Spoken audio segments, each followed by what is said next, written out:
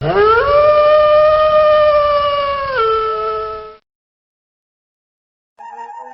me out to the ball game.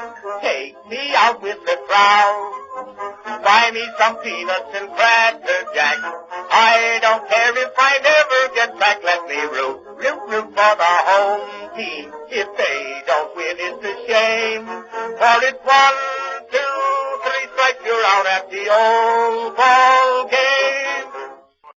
Alright folks, Adventures for Relics here, Winter Roundup again, some of our finds, and this is a mixed bag today again. We're going to start it off anyway with some old baby bottles, so let's get at it.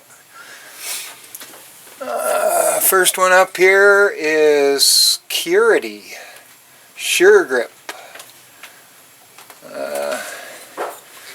What do we got here? The Kendall Company. Yeah, Kendall Company of Canada. Well. I believe this would be 60s, 70s. Somewhere in that neighborhood. Okay, next up. Now we've got a Pyrex nursing bottle, or baby bottle. Smaller opening on the top. There's our graduations on the other side of it. This is something on the bottom here, but oh yeah, made in Canada. Okay, so also made in Canada as well. Pyrex. Next up, we have Even Flow. Now this would be the newest one. I remember these. Ounce, there's your graduations. Yeah, what else has it got on here? It's got two different sets of graduations on it. Cubic centimeters, so it has metric as well as ounces on the other side. So, okay, so there we go, that's Even Flow. And next up is our oldest one. This is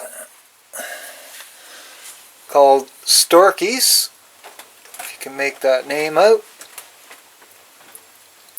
And it would have had like a vulcanized top on it. You can see how big the opening is, like for a baby bottle. But I looked it up and I seen the big vulcanized top that goes on this, and it is big. So anyway, on the center of this, you're not going to be able to make it out. It's very faint. But it says Nurser and patented in 1910. And then at the bottom we have easy to clean, easy to clean, easy to fill. And there's our ounces, our graduations on this side, ounces. But yeah, this is a real rare find. Only one I've seen up in this neck of the woods anyway that's ever come out intact. The other ones we find, and I'm piecing a few of them back together, is they have animal figures embossed on them. But every one of them was broken, I found, but I'm restoring a couple and I'll show those at a later date. Okay, moving on now. Next, we just have a little, perhaps butter dish here. It says Syracuse, China of Canada. Now, I didn't look that up. I should have researched this just to give you a little background or history on it. But anyway, that came out perfect shape. And I remember this as a kid. This is Fire King. I'll get the logo up here for you. Hang on a minute. Whoa, that's really washed out. Okay, hang on here. We're going to need a... Yeah, you'll never see that. Hang on. Maybe if I hold it off to the side. Oh boy, that's going to be hard to see. I think I have it upside down. No, I did. I was holding it right. Okay, let's just see if I can reflect it so you'll see. Well, you can sort of see Fire King there. But anyway, yeah, cool old saucer. Nice mint green color. It's sort of opaque too. You can see through it and that. Well, that's that. Up next, I did milk glass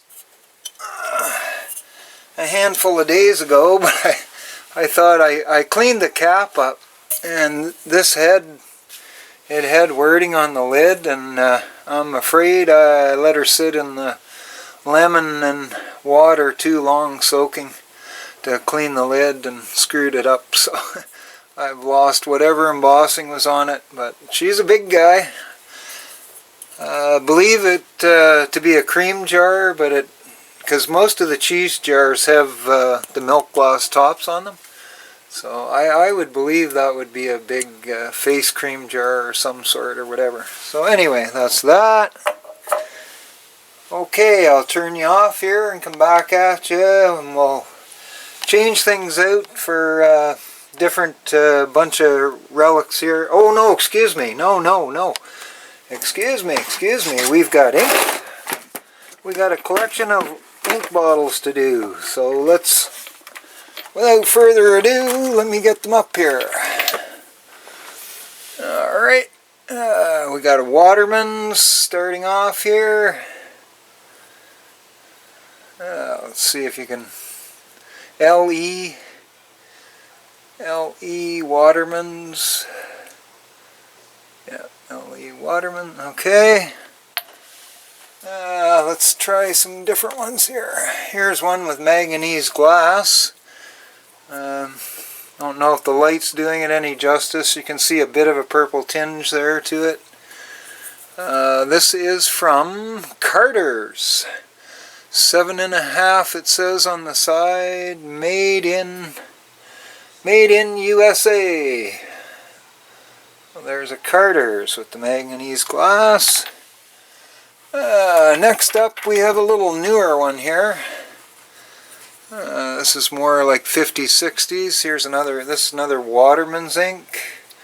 Original cap on it. Cool little different shape. Alrighty. Next, let's grab out an aqua here. Oh, aqua one.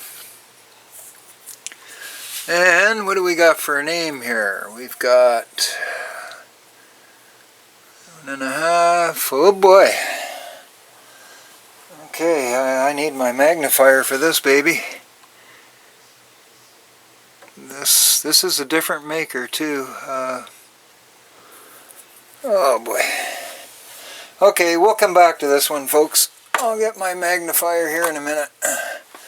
There's nice cobalt blue. Screw cap. No markings on it, so unsure of the maker.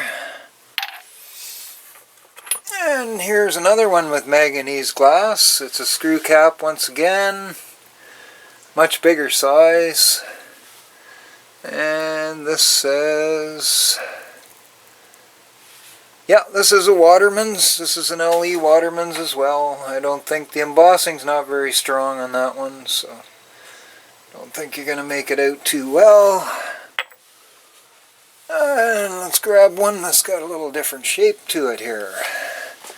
Here is an Underwood zinc. Screw cap again. Underwood zinc. Nice prism. Like the design of this one. Needs some cleaning up though, as you can tell. That guy. Oh, and here's another aqua for us. Yeah, okay, we got another Underwoods here. Light aqua color. Screw cap. And we'll grab something different here. Oh, here we go. And here is a sheer top ink. Nice aqua color. Really crude. It's got a yeah, all we got is a number, but no maker. But anyway, A little cool.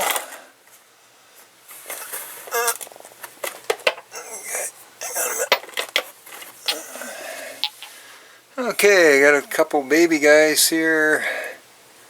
Yeah, this is just a plain Carter zinc manganese glass, but hasn't really turned purple. A screw cap once again. And here's a little teeny tiny guy. Yeah, we got a name here. Rig. This just says London. Oh, Reeves. Okay, so we have a different maker here, folks. This says Reeves, London, England. Cool. Screw cap. Well, that's a little different guy. Okay, hang on a minute here. Just going to bring my box over to me here. Alright, next up. Got a different design again here. And this is Parker's from the USA. Says 59 on it. I don't know if that would have been the year. Could be. Screw cap. But cool design. Little Art Deco a bit. Okay, what do we got next here? Oh, here's a different maker. Just plain Jane. Not manganese glass or anything, but this is Schaefer zinc. Schaefer script, it says. See if you can see that. 102. Well, that's a little different one. Okay, next up we have, oh, once again, we've got a Schaefer zinc again. Schaefer script ink, made in Canada. Yeah. Okay. And we're just about done with our inks here, I think. This is, yeah, it's our Carters. We've already showed that. Okay, let's get this guy up here. We'll take a look at, oh yeah, okay, here. Now this might not be an ink because I've seen fellow diggers dig some of these bottles up, but they didn't look like this. It says Sultana, made in Canada, but it says Sultana Limited. So, like perhaps, like it looks like an ink bottle, but maybe not, because I've seen some other diggers find Sultana bottles, unless they made different products. But anyway, maybe somebody can let me know that. Okay, so that's it for our inks, and I'll come back at you and get the table loaded with something else. Alright, back with you here. Now, next we've got some stoneware here. Pieces of Chinese stoneware. I've got a few lids, but didn't come across them, otherwise I'd be able to put the lids on them. Anyway, it's got a nice nice brown glaze. I'm going to turn the lighting here. Oh, okay, now I broke my lamp. Hang on a sec, folks. Okay, there we go. Alright, back at you. See some of that brown glaze on that. Clay bottom. Okay, that's our first one. Now this is a smaller version. And of course you can see the crack on it. I've pieced it back together. Anyway, I have fun restoring these too, because this, I will not leave this like that. It's fastened. But now I will sand all of this, recolor it, put a new glaze on it, and it'll, you know, for my own purposes, my own private collection to display, it's going to be perfect. So that's those two. Next up, once again, we have the same thing here. You can see where she had a crack in her. This is the Chinese Soy Pot. Let's set it up here on the table here for a sec. Maybe I can zoom in a bit on it. There we go. I'll pick it up again. But yeah, I had to do a repair again. And as you can see on the other side, we even have a hole here to repair. But what I've been using is like different modeling clays and milliput and whatever. And it hardens to a great surface, and you're able to you know, redo the piece, and it's just perfect for display. You won't, you know, when you finish, you won't see your crack marks and all the rest of it. Now this guy, maybe somebody can help me with, I don't know. The top's broken, of course. It had a flared top on it, but this is Stoneware, and you know, I don't know if it would have had a little alcohol in it or some type of medicine, but yeah, really, really old. And next up, now I've seen these a lot coming out of England. These face cups, or mugs, excuse me. This one's fairly small, but anyway, on the bottom is marked made in occupied Japan. So this would have been the occupation of Japan at the end of the Second World War when this would have been produced. But yeah, it's in great shape, and thought that was pretty cool. Well, we had one crack, and I don't think I stuck that piece on, but anyway, that's that guy. Now, next up, here's a big ink, Stoneware ink. I think this this does have embossing. Yeah, Bristol. From Bristol, England. Oh, excuse me. No, you're not going to see it like that, are you? Hang on a minute. Let me see if I can get this to focus at all. Either that or you'll have to take my word on it. But anyway, you can see the lip where you'd pour the ink out. And once again, you know, this was found in two pieces. I've started the first step by gluing it back together. And then after, I will strip this, all of this, and redo the seam with a resin, and then after repaint and reglaze, and she'll be good to go. Again, here is another example of a couple examples of ornate pieces that I've brought home that do have damage. I don't know if this piece camera will do it any justice, but it has that real fine crackle on it, you know.